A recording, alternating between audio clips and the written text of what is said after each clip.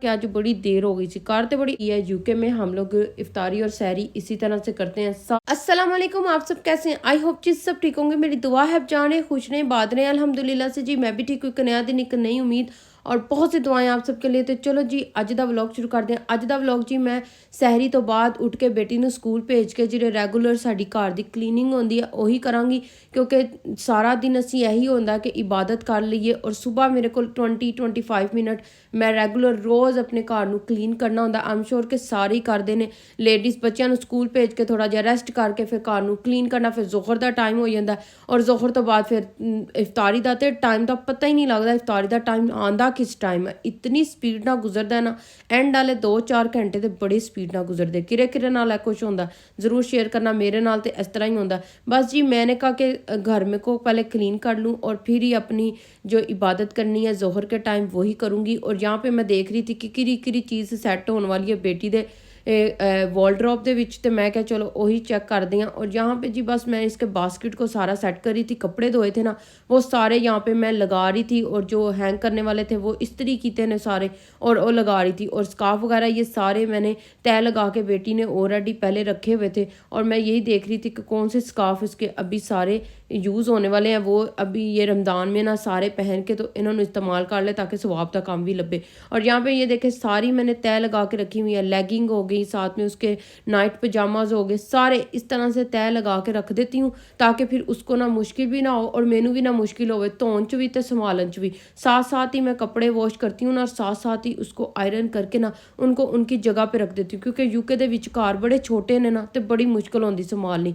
यहाँ पे जी बस अपने सारे काम कर लिए थे। अब आ गया था टाइम ज़ोहर का टाइम और नमाज़ पढ़ेंगे और कुछ अपनी इबादत करेंगे, कुरान पाक पढ़ेंगे और इसी तरह से दिन का गुजारा जिरा ना मेरा हो जाता है। सारा दिन इसी तरह से गुजर जाता है। रूटीन जो है ना रमज़ान की यही है, बाहर इतना जाना आना नहीं होता है। बस ग्रोसरी लेके आए हुए हैं, हफ्ते दी ते है घर दे विच, बस वही सारी इस्तेमाल करांगे फिर हफ्ते तो बाद। और इफ्तारी में यही होता है कि घर में जो चीज़ पड़ी होती है वही हम लोगों ने जो बना के रखी होती है वही असी इस्तेमाल करनी होती है। इसीलिए ही अपनी आसानी करनी होती है असी रोज़ियाँ तो पहले कि सारे काम रोज़ियाँ तो पहले कर लो। जैसे डीप क्लीनिंग करनी है, घर को क्लीन करना है, जानवाज धोने हैं और भी सारे जो ज़्यादा काम होंगे ना मेहनत वाले वो यही होंगे कि रमज़ान तो पहले कर लो ताकि साढ़े वास्ते ना मुश्किल ना हो। यहाँ पे अपनी सारी इबादत करके तो 3 बजे का टाइम था, बेटी के स्कूल से आने का टाइम था और मैं 3 बजे ना लग जाती थी और आज तो बड़ी देर हो गई। अच्छा क्या हुआ पहली और इफ्तारी में तो ऐसे हुआ कि मैं ना बड़ी जल्दी लग गई कि बस आज बड़ा जोश चढ़े नहीं देर ना आइए इफ्तारी से देर ना आइए। और दूसरी इफ्तारी में और तीसरी इफ्तारी में ये हुआ कि मैं क्या नहीं मेरे को बड़ा टाइम होता मैं आराम तसल्ली ना काम करांगी, घंटा पहले लगांगी। एंड टाइम पे मैं कहती हूँ टाइम का ही नहीं पता लगा टाइम गया कितने। बड़ी स्पीड मारी, अकेली थी तो बस फिर बड़ी स्पीड से काम किया, सारा इधर उधर सारा कुछ मैनेज किया बड़ी मुश्किल ना। बस एंड टाइम पे अब मैंने सोचा कि नहीं कल तो ना बस जी मैंने सोचा कि कल से ना मैंने अपने टाइम पे अपना काम शुरू कर देना ताकि इफ्तारी के टाइम ना मैनू टाइम मिल सके, मैं इबादत कर सका, मतलब कि दुआ कर सका।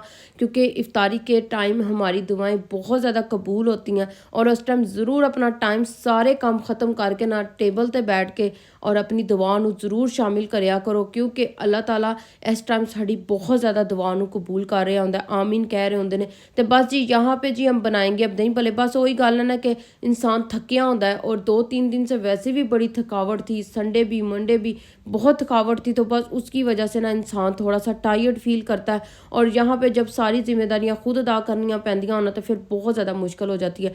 यहाँ पे बनेंगे जी अब दही भले। तो दही भलियाँ वास्ते जी मैं पकौड़ियाँ जिहड़ियां बनाईयां सी भल्ले उन्होंने मैं नीम गर्म पानी च भिगो दित्तियां सी और प्याज काट लिया, टमाटर लिया, हरी मिर्चें ली हैं 1-2 काटियाँ, साथ में टमाटर भी ले लिया, साथ में आलू और थोड़े से चने और फ्रेश धनिया तो ज़रूर डालें। इन्ना कोई ज़बरदस्त टेस्ट आता ना, मैं कहनी लोर दे दही भल्ले भुल जाओगे कराची दे जे अगर तुहानू ए वाले बनाने आ जान। तो इतनी दफ़ा बनाए हैं ना, मैं कहती साढ़े घर दी फेवरेट डिश है। वैसे भी मेरे दही भल्ले बड़े ही मशहूर ने, बड़े जी फेमस ने दही भल्ले। लोग लेडीज़ जो है ना मेरे घर आके बताती हैं कि सानू रेसिपी दस दे रही की रेसिपी है, किस तरह तू दही भल्ले बनानी है, क्योंकि पहले ये चीज़ें बना के सेल करती थी ना तो वो उसकी वजह से बस ये कह देनी है तुसी आसानी दे नाल तुसी रेसिपी दे सकती हो। मैंने अपनी बाजी से सीखी है। मेरी जो यहाँ पे यूके में बाजी है ना, जिनके साथ मैंने उम्रा किया था, अक्सर मैं बताती रहती हूँ, मैंने ना दही भल्ले उन्हीं से सीखे हैं बनाने। बड़े वो टेस्टी दही भल्ले बनाती हैं, कमाल हो गया, उनसे ही मैंने सीखे हैं। और अब वो कहती हैं कि तू ज़्यादा सोहने बनानी मेरे तो लेकिन उनकी ये रेसिपी है, जिनकी रेसिपी इंसान जिससे सीखता है ना, हमेशा उनको अप्रिशिएट करना चाहिए। मैंने उनसे ये रेसिपी सीखी है, ये दही भल्ले बनाने की, इमली आलू बुखारे की चटनी भी और दही भल्ले भी, दोनों ये चीज़ें मैंने उनसे सीखी हैं। माशाल्लाह, अल्लाह ताला उनकी ज़िंदगी करे, आमीन सुमा आमीन। ते देखो जी, बस दही भल्ले असी डाल दिते ने, मैं बोल दे विच हुण उपर इमली आलू बुखारे की चटनी, ते उपर डालांगे जी असी ਇਹਦੇ ਵਿੱਚ ਪੁਦੀਨੇ ਦੀ ਚਟਨੀ, ਬੜਾ ਹੀ ਅੱਛਾ ਟੇਸਟ ਆਉਂਦਾ। ਔਰ ਅਬ ਬਣेंगे ਜੀ ਪਕੌੜੇ। ਪਕੌੜੇ ਤੇ ਹਰ ਘਰ ਦੇ ਵਿੱਚ ਨਾ ਜ਼ਰੂਰਤ ਹੈ ਇਫਤਾਰੀ ਦੇ ਟਾਈਮ ਬਣਾਉਣ ਦੀ। ਪਤਾ ਨਹੀਂ ਕਿਉਂ ਇਹਦੇ ਨਾਲ ਵਿਟਾਮਿਨ ਡੀ ਦੀ ਕਮੀ ਮਹਿਸੂਸ ਹੋ ਰਹੀ ਹੁੰਦੀ ਸਾਨੂੰ, ਕਿ ਕੀ ਹੋ ਰਿਹਾ ਹੁੰਦਾ, कोई पता नहीं है। पकौड़े साढ़े वास्ते क्यों इन्ने ज़रूरी ने इफ्तारी वास्ते। और हालांकि कहते हैं रोज़े और नमाज हमारे पर फ़र्ज़ है, पकौड़े पता नहीं साढ़े ते किन्ने फ़र्ज़ किए ने, ये आजकल बड़ा शॉर्ट चल रहा है। तो ये बात वाकई सच है, ज़रूरत हमेशा, तलब पता नहीं इस चीज़ की पकौड़ों की इफ्तारी के टाइम क्यों होती है। हर चीज़ तुसी बना लो, लेकिन जो पकौड़े बना के टेबल ते रख लो ना, तो फिर मैं कहनी कोई ऐसा कोई मज़ा आता है ना इन्हों खाण दा चटनी दे नाल। शायद मुझे लगता है कि सारा दिन हमारा स्टमक खाली रहता है, मूँह का जायका चेंज रहता है। तो बस ये चटपटियां चीज़ां जिहड़ियां ना सानू इफ्तारी दे विच मज़ा देंदियां ने, जिहड़ियां कि बहुत टेस्टी लगदियां ने। और अच्छा, ये पकौड़ा मिक्स मैंने बना के रखा हुआ है ना, मैं कहनी ज़िंदगी इन्नी आसान है ना, इतने कोई परफेक्ट किस्म का मसाला ये विच शामिल होता है ना।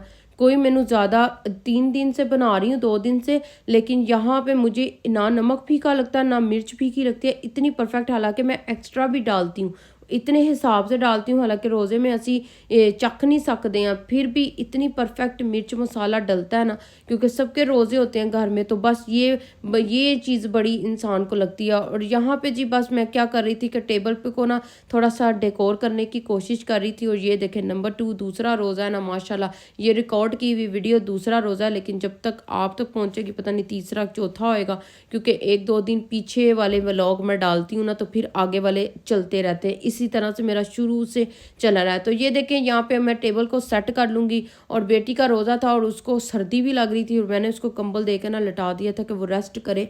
और फिर जी इफ्तारी के टाइम फिर हम सब बैठ के ना रोज़ा खोलेंगे। वो कहती जी हेल्प कर दूँगी, मैंने कहा नहीं, आप रहने दो, आप काम नहीं करो, आप आराम से रेस्ट करो। क्योंकि मावां नूं बड़ा होंदा ना, बेटियां ने रोज़ा रखा होंदा, और बड़ी होंदी है कि इसका रोज़ा है, इसको सर्दी ना लगे, इसको भूख लग रही होगी, इसको भूख बता नहीं सकती है माँ को, तो भूख लग रही होगी। लेकिन यही तो मावां, यही तो अल्लाह ताला ने मावां का दर्जा बनाया। तो यह देखो जी, बस यहाँ पे जो चीज़ें मैंने सेट की थी ना, वो सारी रख रही हूँ। और ये जो ट्रे है ना, ये मूनो स्टार वाली मेरी फेवरेट हो गई हो, ये बड़ी मैनू चंगी लगी है टेबल पे पई हुई। हालांकि इसमें ना जो है ना गोल्ड कलर भी था, लेकिन मुझे ना ये वुडन वाली बड़ी अच्छी लगी थी। और बस चीज़ें सेट कर करके रखती जा रही थी। यहाँ पे बनाई है जी पल्प वाली, मैंगो पल्प वाली मैंने फ्रूट चाट, जो कि बड़ी टेस्टी बनी थी। इसमें अगर आप चाट मसाला टेस्टी वाला डालो ना, मैं कहनी क्या मज़ा देंदी है, इतना टेस्ट आता है ना इसका मैंगो का। और पूरे घर दे विच ना मैंगो की खुशबू आ रही होती है, क्योंकि मैंगो पल्प डाला होता है ना। ये चाट हमारे घर की बड़ी फेवरेट है, लेमन वाली या वो जो उसकी होती है ना ऑरेंज जूस वाली, वो हमारे घर में कोई भी नहीं खाता। लेमन वाली चीज़ साढ़े घर दे विच कोई भी नहीं खाता, किसी को भी नहीं पसंद है किसी चीज़ में लेमन ऐड हुआ वो, पता नहीं क्यों। ये देखे, मैं शरबत भी बनाती हूँ ना, तो प्लेन सादा ही बनाती हूँ। बस यहाँ पे टेबल सेट हो गया सारा, मैंने अल्हम्दुलिल्लाह सेट कर दिया। आपको बताया ना कि आज बड़ी देर हो गई थी, कार तो बड़ी आराम ना रही थी। मैं कहा जल्दी का काम नहीं मैं करने, क्योंकि मैं थक जाती हूँ बाद में, और फिर बाद में फिर इंसान खुद को तकलीफ दे रहा होता है कि मैं क्यों एडी स्पीड ना काम किया। आसानी से कर रही थी, लेकिन टाइम 5 मिनट मुझे एंड पे मिल ही गए थे। लेकिन मुझे था कि थोड़े से और टाइम मिलता ताकि मैं आराम से अपनी इबादत कर लेती, दुआ कर लेती। और यहाँ पे सारी चीज़ें वो जो टेबल पे मैंने सारी सेट करके रखती थी ना, देखो किड्डी स्पीड च काम कर रही हूँ, बड़ा ही स्पीड मारी काम टाइम पे एंड पे करने का। बस मुझे शौक था कि एंड पे हो जाए और मेरी वीडियो जो है रिकॉर्ड पूरी हो जाए, विच च अद्धी ना रही हुए। और अच्छा, ये समोसों का बहुत लोग पूछ रहे थे, तो मैंने इसकी रेसिपी ऑलरेडी दे दी हुई है। सारा मैं ਤੁਹਾਨੂੰ ਦੱਸਿਆ, आटे ਦਾ ਜਿਹੜਾ डो बनाया ਉਹ ਵੀ ਦੱਸਿਆ ਸੀ, ਨਾਲ ਜਿਹੜੀ ਫਿਲਿੰਗ ਕੀਤੀ ਹੈ ਉਹ ਵੀ ਸਾਰਾ ਦੱਸਿਆ ਸੀ। ਜਿਹਨੇ ਦੇਣਾ ਨਾ रमज़ान ਦੀ ਪ੍ਰੈਪਰੇਸ਼ਨ 'ਚ ਜਾ ਕੇ ਨਾ ਸਾਰੀ ਰੈਸਿਪੀ ਤੁਸੀਂ ਚੈੱਕ ਕਰ ਲੈਣਾ, बड़ी टेस्टी। ऐसे लग रहा था जिस तरह जो हलवाई बार बनाते ना समोसे, वैसे समोसों का टेस्ट आता है। इतनी अच्छी इसकी पेस्ट्री बनी है ना, मेरे ख्याल 15 साल से पहली बारी मेरे को एडे चंगे कोई समोसे बने ने। वहाँ पे मैंने गोला कबाब जो निकाले आए थे ना उनको भी मैंने वो ग्रिल वाले पैन में रखा था। बस मुझे लग रहा था कि इसको मैं एयर फ्रायर में ही कर लेती, बस गलती हो गई ना। मैं कहा नेक्स्ट टाइम तो जिन्हें बाकी पैन है ना वो सारे मैं एयर फ्रायर च करने। यहाँ पे ना थोड़े से पैन नया था ना तो जल रहे थे और मुझे था कि इसका गोल्डन ब्राउन कलर आए, पता नहीं क्यों नहीं आया। चलो आ गया, खैर है, खाना ही है ना, असी खाना। यहाँ पे पकोड़े बस बन गए ने एंड ते सन पकोड़े। ए देखो क्या ज़बरदस्त पकोड़े। हल्दी आपने ज़रूर डालनी है। हल्दी वैसे भी हमारे बोन्स के लिए बड़ी फ़ायदेमंद होती है, तो हल्दी ज़रूर डालिया करो खाने च, हांडी च भी डालिया करो तो पकौड़ियाँ दे मिक्सचर च भी ज़रूर डालिया करो। कलर बड़ा अच्छा आता है, येलो येलो कलर बहुत अच्छा आता है। यहाँ पे जी देखिए सारी चीज़ें मैं सेट कर रही थी और बेटी को भी बोला कि बस तुसी आइयो हुन तो टेबल ते बैठो तो असी करते हैं जी अपनी इफ्तारी। अल्हम्दुलिल्लाह से हमारी इफ्तारी का टेबल हो गया है सारा रेडी। माशाल्लाह माशाल्लाह, अल्लाह ताला का लाखों करोड़ों दफ़ा शुक्र है जिसने हमें इस साल भी माह रमज़ान का महीना नसीब किया और अल्लाह ताला सबके दस्तरख्वान को ऐसे ही बढ़ता रहे, आमीन सुम आमीन। और अच्छा ये देखे जी बेटी ने साथ अपनी एक्टिविटीज़ की वो प्रॉपर रखा हुआ है ताकि उसको ना एक कल का उन्होंने याद नहीं रहा खाना, वो कहती मैं आज दो खानियां ने चॉकलेटा। और ये चिप्स मैं ज़रूर बनाती हूँ उसके लिए, क्योंकि दूसरे जो रेडीमेड मिलते हैं ना वो मैं कहती हूँ कि चलो रहने दो, ये घर के जो आलू फ्रेश आलूओं के चिप्स बन रहे हैं ना वो बड़े शौक से खा रही है। तो यही है कि वो रोज़ा रख रही है तो जो उसकी शौक की चीज़ें हैं ना बस उसके लिए वो बनाऊँ ताकि उसको ना रोज़ा रखने की और आदत पड़े और वो इफ्तारी ਦੀਆਂ चीज़ां देखे ना सारियां टेबल ते पईयां होईयां, फिर दूसरे दिन दा उन्हों शौक होवे कि मैंने आज भी रोज़ा रखना है, मैंने रोज़ा नहीं छोड़ना। तो इसलिए ये बातें ना ज़रूर थोड़ी सी कोशिश करनी चाहिए इंसान को, तो कोई ये सीखे ना बच्चे तो फिर बच्चों ਨੂੰ बचपन च आदत पाई हुई ना फिर रोज़े वो सारी उम्र नहीं रोज़े छोड़ दे। ये बात मुझे ना अपने एक्सपीरियंस से पता लगा है। बचपन च भी रोज़ा असी छोड़ते नहीं होंगे सी, साढ़े अबू रोज़ा नहीं छोड़न देंदे होंदे सी, कहंदे सी रोज़े दी कोई माफ़ी नहीं है। और मैं यही अपनी बेटी को कहती हूँ, रोज़े दी कोई माफ़ी नहीं, नमाज दी कोई माफ़ी नहीं। अबू कहते थे रोज़ा नहीं छोड़ना, जो मर्जी हो जाए। अगर जिसने रोज़ा नहीं ना रखा तो सारा दिन अगर नहीं ना खाना बचपन में तो उन्होंने खाना नहीं कोई देना, किचन च कोई चीज़ नहीं रखी होनी चाहिए कि वो रोज़ा नहीं रखा तो उन्होंने खान नूं मिले। ये चीज़ें ना ज़रूर मुझे याद आती हैं, अपने अब्बू की ये बातें बड़ी याद आती हैं। छोटे छोटे बचपन की जो बातें होती हैं ना जो बड़ियां याद आंदियां ने, जो इंसान बड़ा हो जाता, जो खुद माँ बाप बनता है ना उदों फिर याद आता। ये देखे दही भले फ्रूट चाट पकौड़े समोसे इस टेबल के नाल ना साड़ी इफ्तार टेबल परफेक्ट लगती है। तो जी यही थी मेरी इफ्तारी की जो सारी मैंने तैयारी की है। यूके में हम लोग इफ्तारी और सहरी इसी तरह से करते हैं, सारे घरों में इसी तरह से इफ्तारियों का जोश व खरोश होता है। और अगर व्लॉग अच्छा लगे तो ज़रूर लाइक शेयर कमेंट और सब्सक्राइब करना बिल्कुल ना भुलना। बेल आइकॉन तो ज़रूर ऑन कर देना ताकि मेरा जिरा भी व्लॉग आए ना ताड़े तक पहुँच सके। और अब अच्छे से व्लॉग में मिलेंगे, तब तक के लिए जी अल्लाह हाफिज़।